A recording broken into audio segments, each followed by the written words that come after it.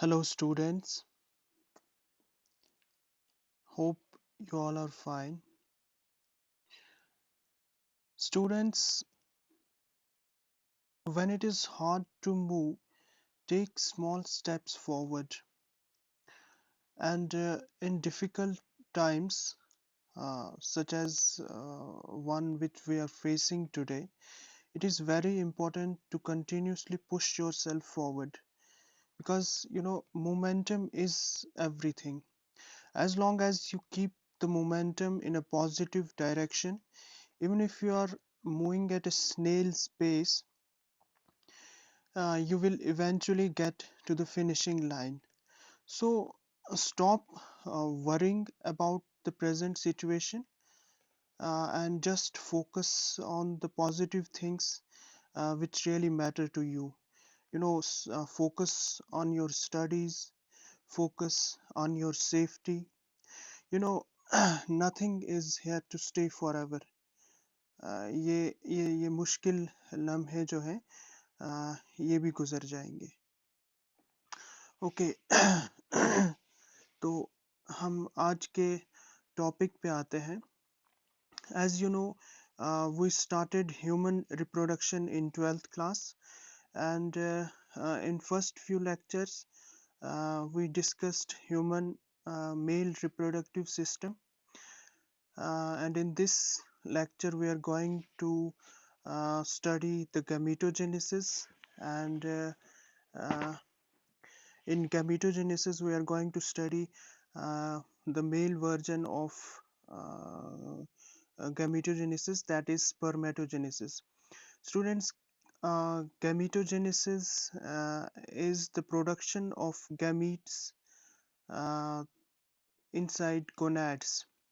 Gonads मैंने आपको कहा था जब हमने स्टार्ट किया था फर्स्ट लेक्चर में कि gonads are primary sex organs, and primary function of these gonads is production of gametes, which are testes in case of male and ovaries in females.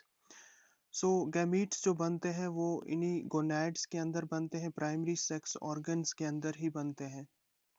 और इसी गैमीट्स के बनने को हम गैमीटोजेनेसिस कहते हैं.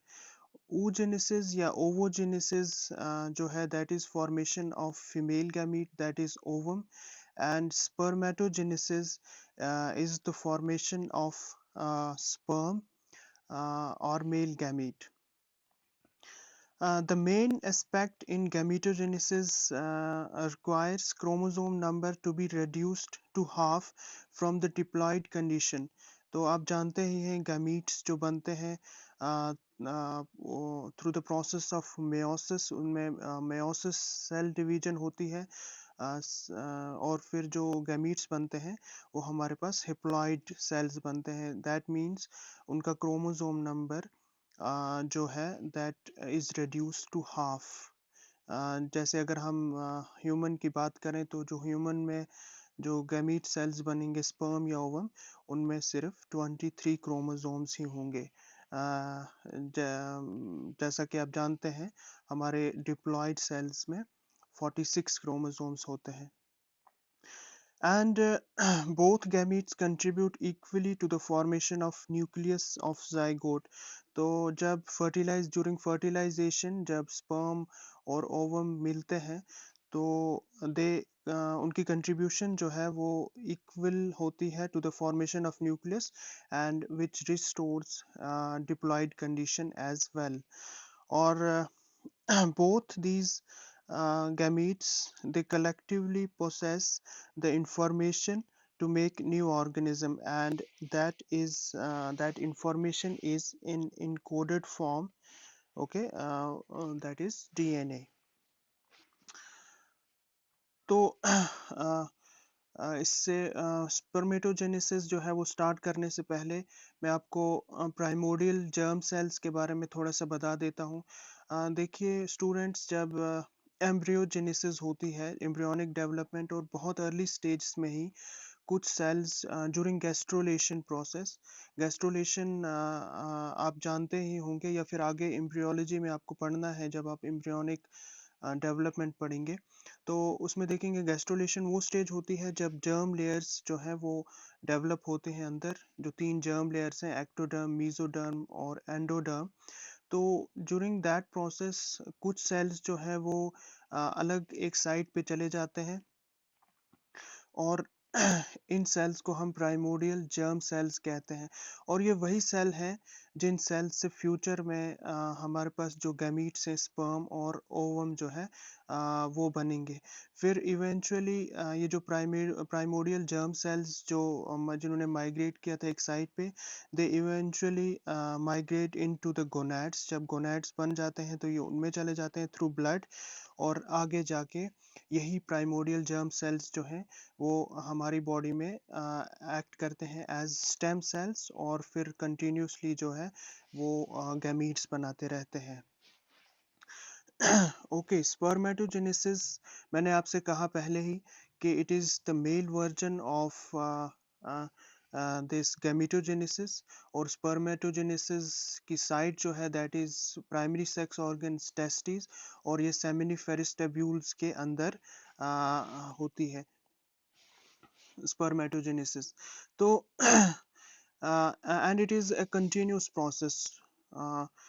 ये जो स्पर्मेटोजेनेसिस है ये एक कंटिन्यूस प्रोसेस है, प्यूबर्टी से स्टार्ट होती है और मेल के अंदर जब प्यूबर्टी जब वो अटेन करता है तब स्टार्ट होती है और फिर थ्रू आउट लाइफ ये जो है ये प्रोसेस जो है वो कंटिन्यूस रहता है।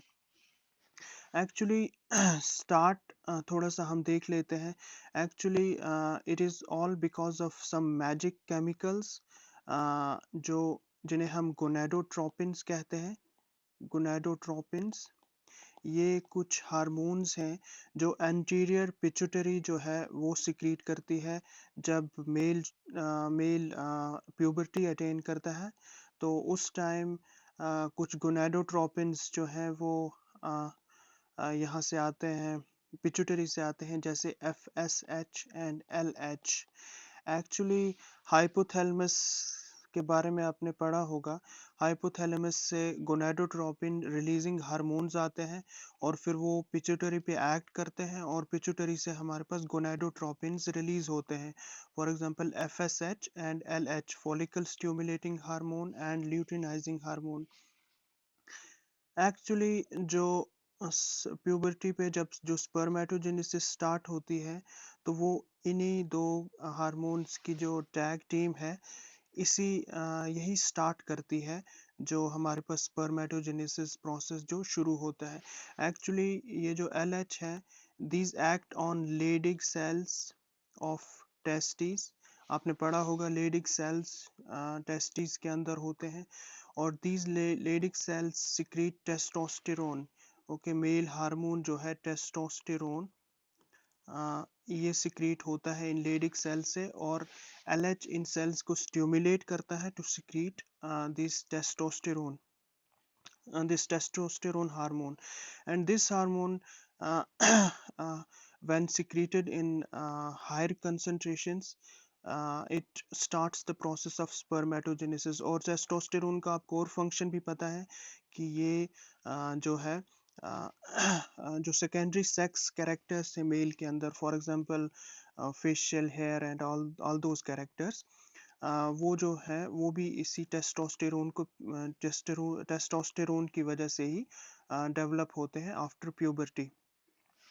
तो जब ये हार्मोन्स एक्शन करते हैं तो ये स्पर्मेटोजेनेसिस जो है वो टेस्टिस में स्टार्ट हो जाती है।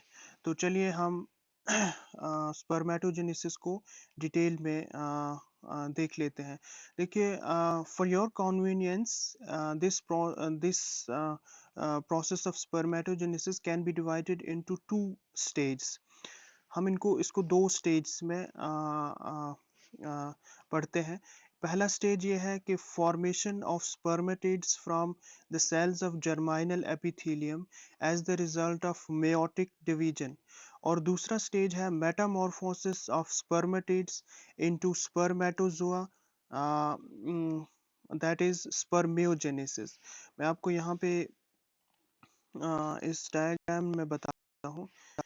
देखिए, ओके यहाँ पे ये देखिए, पहले जो हमारे पास जो स्पर्म मदर सेल है, जिनको स्पर्मेटोगोनियम भी कहते हैं, ओके, यहाँ से ये डिफरेंट स्टेज, पहले प्राइमरी स्पर्मेटोसाइट, फिर सेकेंडरी स्पर्मेटोसाइट, और फिर अल्टीमेटली जो सेकेंडरी स्पर्मेटोसाइट्स हैं वो हमारे पास ये स्पर्मेटिड्स बनाते हैं, ये वाले।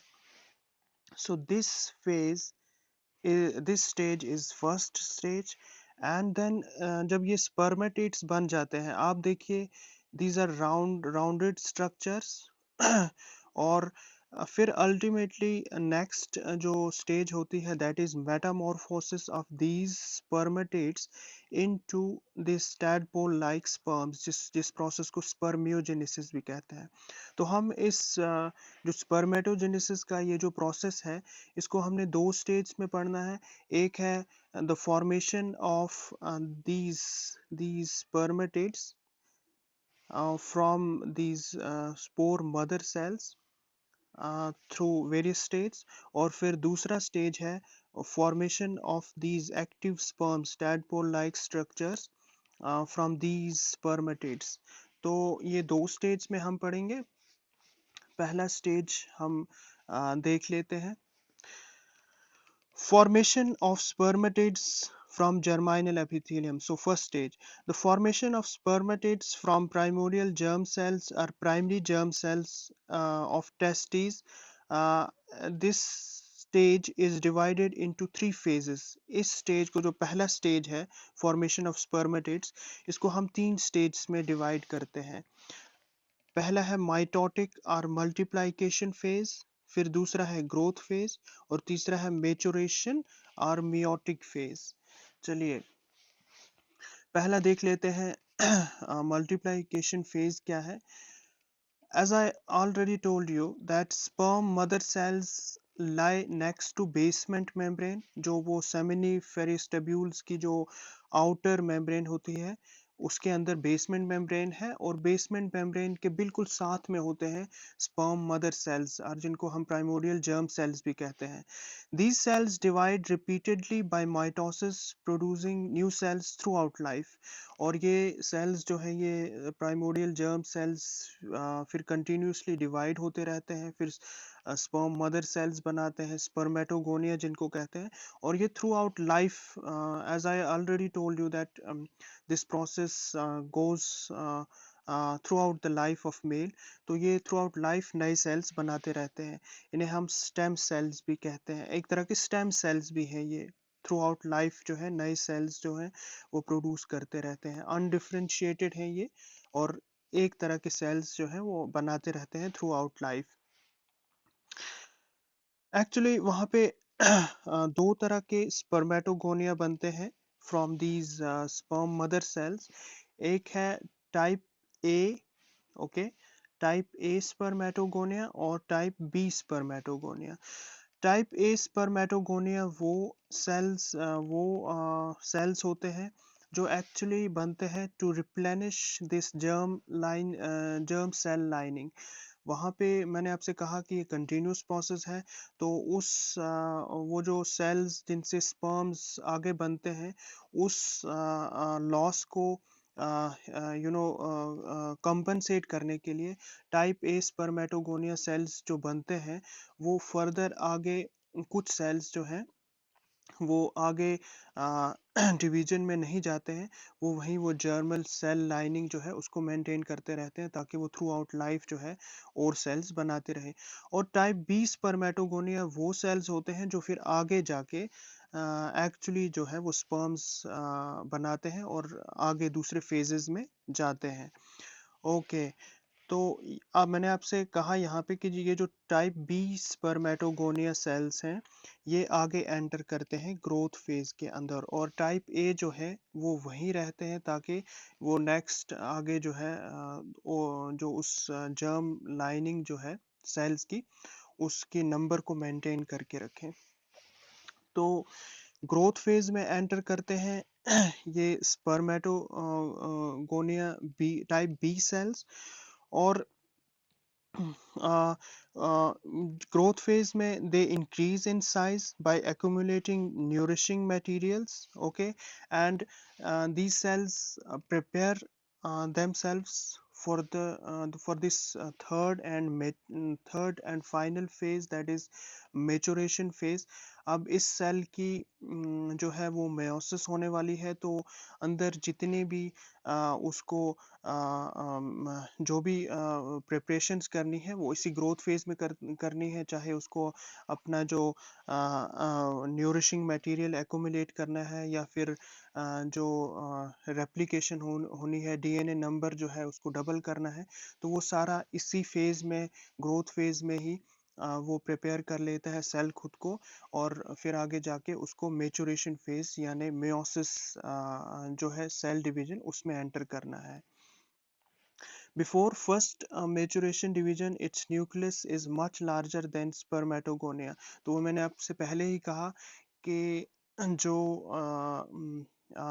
ये जो सेल बनता है ग्रोथ फेज में, और वेरी इंपॉर्टेंट, इस जो सेल यहाँ पे बना, अब जो spermatogonia B type growth phase में एंटर किए, उसके बाद ये जब ग्रोथ फेज में इसने वो सारी चेन्स अपने अंदर लाई, जो एक्यूमुलेट किया मटेरियल, ग्रोथ हुई, इसकी न्यूक्लियस जो है इसका बहुत बढ़ जाता है साइज में due to increase in number of DNA. तो उस वजह से जो प्राइमरी इस सेल को जो हम जो स्पर्मेटोगोनिया है, अब इस सेल को हम प्राइमरी स्पर्मेटोसाइट कहते हैं। जब ग्रोथ फेज में ये एंटर करता है तो then it is called as primary spermatocyte, and this primary spermatocyte is diploid cell, okay, and this cell now enters into maturation phase, और इसी सेल की अब meiosis डिवीजन होगी, और आगे देखते हैं हम क्या तो maturation phase, each diploid primary spermatocyte undergoes first maturation division, which is reduction division, that is meiosis 1। तो आपने अगर सेल डिवीजन पढ़ी होगी 11th में है आपके टॉपिक्स में, तो वहाँ पे आपने देखा होगा कि मेयोसिस जो है वो दो स्टेज में होती है, मेयोसिस 1 एंड मेयोसिस 2। मेयोसिस 1 जो है that is reduction division. Actually जो मेयोसिस में क्रोमोसोम नंबर हाफ हो जाता है, वो एक्चुअली इसी मेयोसिस 1 में होता है, and it is prolonged phase. इसका प्रो फेज जो है वो बहुत एक्सटेंडेड फेज होता है, वो आप जानते ही हैं। तो during that phase the chromosome this number is during this meiosis 1 the chromosome number is reduced to half। तो जब ये प्राइमरी स्पर्मेटोसाइट एंटर किया मेचुरेशन फेज में, तो इसकी मेयोसिस 1 डिवीजन में एंटर करता है, और यहाँ पे हमारे पास जब ये डिवीजन हो जाती है तो हमारे पास two sorry we get two cells which are haploid, और इन सेल्स को हम सेकेंडरी स्पर्मेटोसाइट कहते हैं। डायग्राम में आ जाते हैं हम, ओके। डायग्राम से मैं आपको ये चीज़ें क्लियर कर देता हूँ यहाँ तक जो है। ये देखिए यहाँ पे हमारे पास आ, यहाँ पे हमारे पास स्पर्मेटोगोनियम है स्टार्ट में, फिर ये इसका जो आ,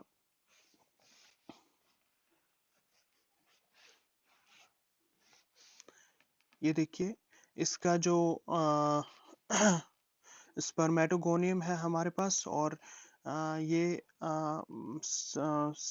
टाइप बी स्पर्मेटोगोनियम एंटर करेगा into growth phase, okay, divide करके, और फिर आगे जो सेल्स बनेंगे ये एंटर करेगा ग्रोथ फेज में, और ग्रोथ फेज में हमारे पास बनेगा प्राइमरी स्पर्मेटोसाइट।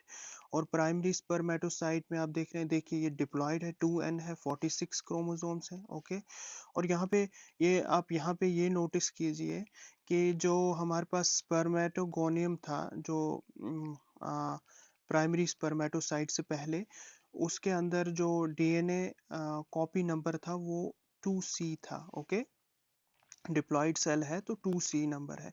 यहाँ पे जब ये ग्रोथ फेज में जाता है तो यहाँ पे डीएनए कॉपी नंबर, हालांकि क्रोमोसोम नंबर्स वही सेम रहते हैं, डिप्लॉयड 46 क्रोमोसोम्स ही रहते हैं, but DNA copy number due to increase in these chromatids, okay, this increases to 4C, दो सेल इज डिप्लॉयड स्टिल। और फिर जब ये प्राइमरी स्पर्मेटोसाइट जब ये मेयोसिस वन यहाँ पे होती है, मेचुरेशन फेज में आता है, ये मेयोसिस वन होती है, तो this gets converted into two these cells and these are called as secondary spermatocytes। और यहाँ पे आप देखेंगे कि यहाँ पे क्रोमोसोम नंबर जो है that gets half as compared to this cell। यहाँ पे आप देखिए चार क्रोमोसोम, ये रफली आपको दिखाएगा, यहाँ पे चार क्रोमोसोम्स दिखाए गए थे, तो यहाँ पे इन सेल्स में दो दो क्रोमोसोम्स ही दिखाए गए हैं। That means that chromosome number gets halved, that is n n, यहाँ पे 2n, यहाँ पे हमारे पास 2n था और यहाँ पे हमारे पास सिर्फ n है, दैट इज हेप्लॉइड। बट और यहाँ पे जो डीएनए कॉपी नंबर था that gets reduced from 4C to 2C। ओके, यहाँ तक मैंने आपको बता दिया कि प्राइमरी स्पर्मेटोसाइट जो है वो डिवाइड करके हमारे पास सेकेंडरी स्पर्मेटोसाइट बनाता है। अब आगे चलते हैं। Okay,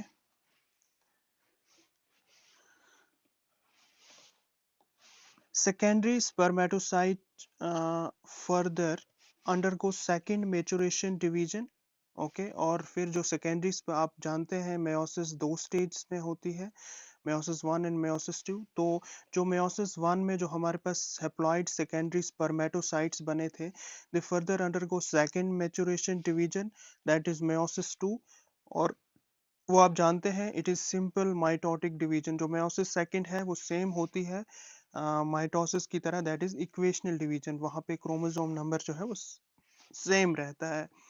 each secondary spermatocyte each secondary spermatocyte divides to form two equal cells, that is these cells are called as spermatids। Okay, तो सेकेंडरी स्पर्मेटोसाइट्स जो बने थे हमारे पास प्राइमरी स्पर्मेटोसाइट से फर्स्ट में और मेयोटिक डिवीजन में, मेयोसिस वन में, वो फर्दर डिवाइड होते हैं मेयोसिस टू में और हमारे पास स्पर्मेटिड्स बनाते हैं। Each spermatids contains only one set of chromosomes, that is haploid। तो सेकेंडरी स्पर्मेटोसाइट हमारे पास हैप्लॉइड थे, that is n number of chromosomes। और ये इक्वेशनल डिवीजन है मेयोसिस सेकंड, तो यहाँ पे क्रोमोसोम नंबर जो है वो सेम रहेगा। सिर्फ ये होगा कि जो हमारे पास टू सेट्स ऑफ वो डीएनए थे, डीएनए कॉपी नंबर, वो एक single set of that DNA copy number वहाँ पे आगे जाता है। And this was the first stage, that is formation of these spermatids from sperm mother cells। ये पहला स्टेज था। आपने देखा इस फेज में हम इस स्टेज को हम तीन फेजेस में डिवाइड करते हैं, दैट इज मल्टीप्लिकेशन फेज जिसमें माइटोटिक डिवीजन होती है, और सिंपल माइटोटिक डिवीजन होती है, और फिर हमारे पास कुछ जो सेल्स हैं वो एंटर करते हैं ग्रोथ फेज में, स्पर्मेटोगोनिया बी टाइप, और उसमें ग्रोथ फेज में हमारे पास प्राइमरी स्पर्मेटोसाइट बनता है। फिर ये प्राइमरी स्पर्मेटोसाइट जो है ये नेक्स्ट थर्ड जो फेज है दैट इज मैच्योरेशन फेज, उसमें अंदर मेयोसिस में एंटर करता है। पहले प्राइमरी स्पर्मेटोसाइट जो है वो डिवाइड होके मेयोसिस वन में दो सेकेंडरी स्पर्मेटोसाइट्स बनाता है, और फिर मेयोसिस सेकंड में ये जो दो हमारे पास सेकेंडरी स्पर्मेटोसाइट बने हैं, ये each one of that secondary spermatocytes forms two cells। that means हमारे पास एक प्राइमरी स्पर्मेटोसाइट से हमारे पास चार जो स्पर्मेटिड्स हैं वो बने हैं। अब सेकंड स्टेज में आप देखेंगे ये जो हमारे पास स्पर्मेटिड्स बने हैं, जो कि एक्चुअली जो मैंने आपको पहले ही बताया था कि दीज आर राउंडेड स्ट्रक्चर्स। ये देखिए राउंडेड स्ट्रक्चर्स हैं स्टिल ये स्पर्मेटिड्स। तो इनकी दूसरे स्टेज में इनकी मेटामॉर्फोसिस होगी into this active form which is called as sperm. तो वो हम वहाँ पे क्या चेंज आती हैं इस स्पर्मेटिड्स में, ऐसी क्या चेंज आती हैं कि ये इस शेप में चेंज होता है, वो हम नेक्स्ट लेक्चर में पढ़ेंगे। जब हम सेकंड स्टेज पढ़ेंगे, that is Metamorphosis of these स्पर्मेटेड्स into sperm. Thank you.